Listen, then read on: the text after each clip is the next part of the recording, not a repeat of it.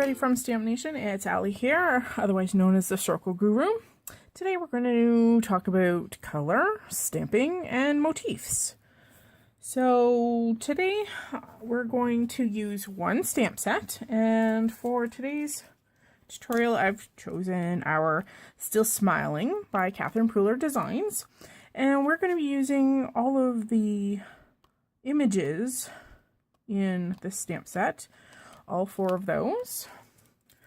And we're going to be using Catherine's wonderful ink pads as well.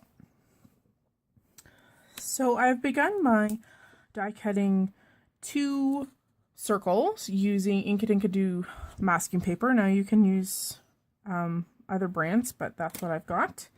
And I've also die cut a larger circle just with normal copy paper. And what I'm going to do first is we're going to divide this into equal portions, and this is going to help us position our stamps. So I'm going to take our copy paper sample here, and we're going to fold it in half. Okay, fold it in half again to make it into quarters.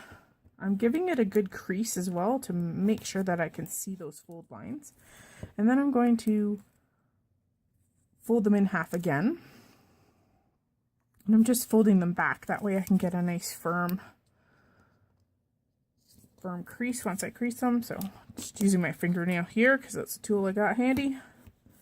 So now our circle is evenly divided into 8 equal pie shapes, and it's just going to help us with our masking. So I'm just going to smooth out just slightly here, flatten it out. And we're going to use these. These are the ones with the masking paper, so it has a backing. It's a sticker.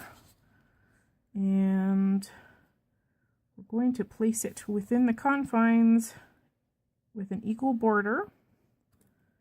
And all I'm going to do is just take a regular pencil and mark out wherever those creases are. Now, the only reason I didn't do it with my masking paper is that if I were to crease that mask, it won't lie flat for the job that it needs to do. So I decided to do it this way instead. So now my marks are on my masking circle, and they're all even. So I'm going to make up my other one, and we'll be right back.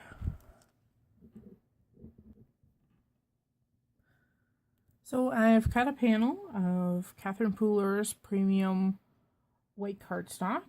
This is a 100-pound cover weight, and I've affixed our masking paper circle kind of towards the top. I don't know if I'm going to cut it down or not. Not 100% sure yet. Decided also to work with Tiki Torch, Tutti Frutti, and Rock and Red ink, so I've got them ready to go. And we're going to use the leaf image from the Still Smiling stamp set. And we're going to begin with Tiki Torch. So I'm going to begin stamping. It doesn't matter where you start, but I know that I'm going to stamp this image with the third V of the leaf veins there, kind of at the top of the circle. So we only get like a little piece of the leaf to begin with. And I'm going to stamp that onto the cardstock at all of my 8th points. And that's how we're going to begin the first medallion. I find it easier to rotate my paper and keep my stamp the same direction. But you stamp however you're comfortable. Perfect. There we go. We have all our leaves aligned at those 1/8 mark pie shapes. So I'm going to clean off my stamp, and we're going to go to our Tutti Frutti color. Make sure it's dry. And this time I'm going to take our Tutti Frutti color, and I'm going to stamp it right in the center. I'm going to leave the stem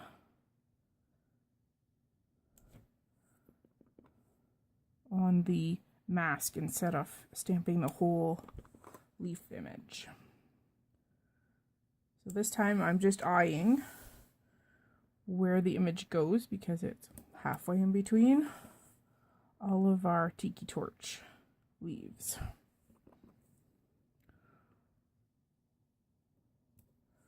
Remembering that your inks are juicy, a couple of love taps is all it needs. There we go. There's step number 2. I'm going to clean it off, and we're going to go rockin' red this time. Okay, this time I'm going to rotate our leaf image, and we are going to put the point down in between each of those sections of leaves.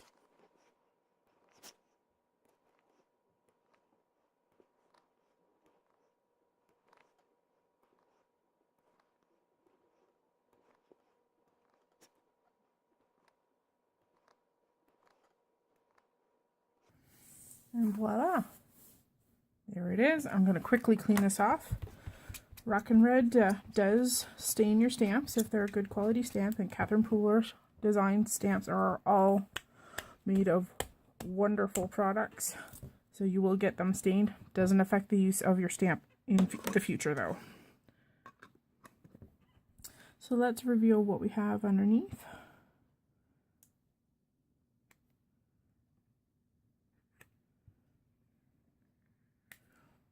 And there we go. We have a really cool medallion featuring one single stamp. Let's go and make another one. All right, this time we've gone with a little bit larger mask.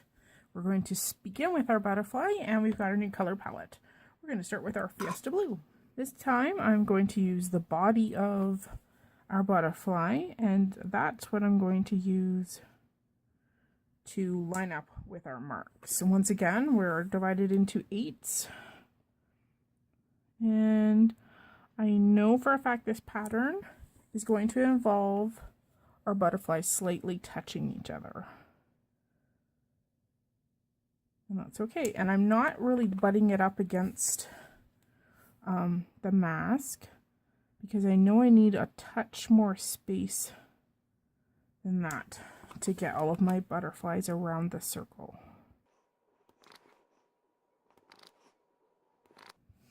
And our last one should kind of fit touch to touch.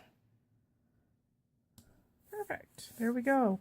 We are beginning with our butterflies. Let's go into our aquatini, and we're going to pull in our leaf image again.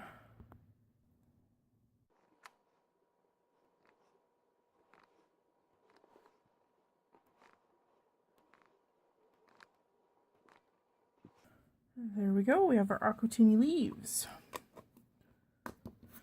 Next, we're going to bring in our grass skirt and our tiny little heart.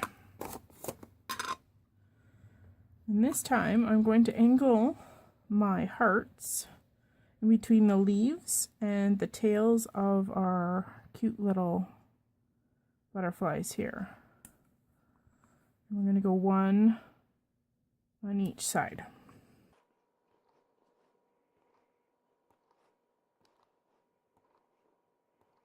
You can basically take any stamp and repeat it in a fun design. I like using circles because they're easy to figure out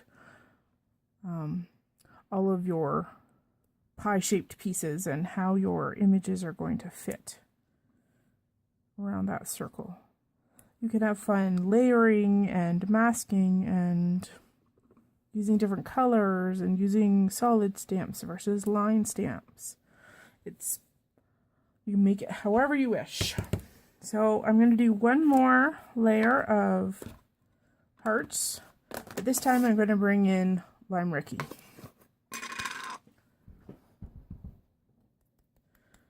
So I just wiped off my stamp, dried it off on my hand. And then for this one, I'm going to do our lighter green at the base of our butterfly, just for another touch of green. I love blues and greens together. And who would think of green hearts, right? There we go. Isn't that cool? It kind of looks like a flower in itself, but it's made up of different images. So once we remove our helping guide here, our masking paper, there we go. We have a fun card base, and now you could put a greeting in the center, or you could leave it blank. You could cut all the way around it and pop it up on something. So yeah, making all kinds of fun designs with simple stamps. Great way to make a simple card, and quick and easy. Thanks for joining me today. I hope you guys learned something, and I hope you guys give this technique a try. Have a great day, guys.